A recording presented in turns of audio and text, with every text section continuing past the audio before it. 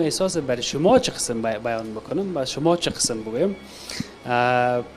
یعنی یک معجزه است 25 سال در یک جای باشی، روی هفته و نبینی، بیرون نبینی، لباس تبدیل نشه، نان در یک جای بخوری، در یک جای رفت ضرورت باشه، صدها مشکل دیگر. از اینکه گناهکار نشیم شکر که زنده هستند و این زنده ماندنش هم یک معجزه است.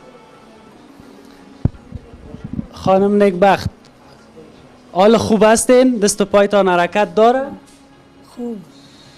خب امی در دلت چی است؟ فعلا احساست چی است؟ میتونی برای ما بگویی؟ نه. ها؟ نه. خب گپ زدن نمیتونی؟ حال خوش هستی که در شفاخانه هستی؟ خوب.